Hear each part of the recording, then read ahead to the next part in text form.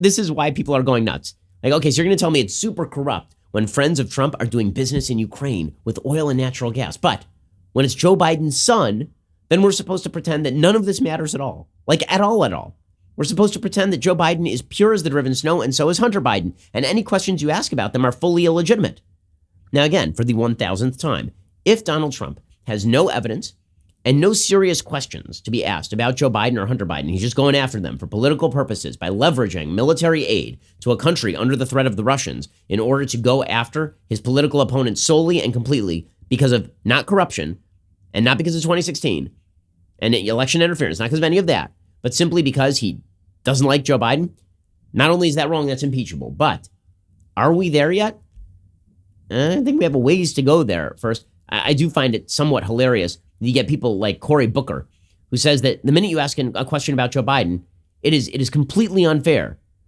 And Cory Booker, which show was he on? I'm trying to remember. He said that if you ask, even asking questions about Joe Biden is unfair at this point.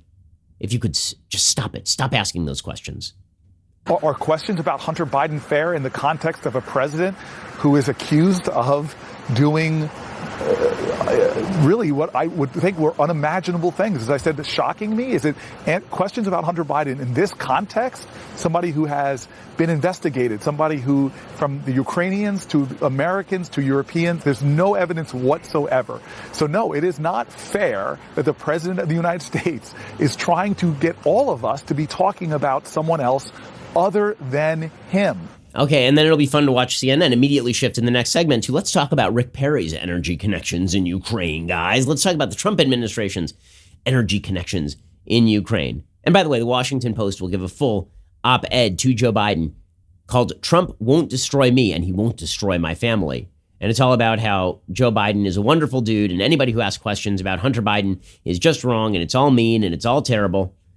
He says, and to Trump and those who facilitate his abuses of power and all the special interests funding his attacks against me, please know I'm not going anywhere. You won't destroy me. You won't destroy my family. Come November 2020, I intend to beat you like a drum.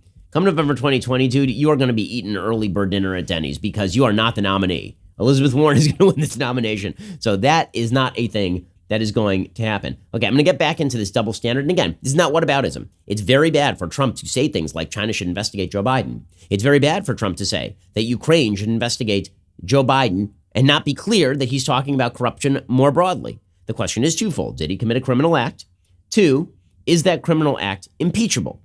Because not every criminal act is impeachable. So we're going to get back to the double standard, which sets the standard for that second question, right?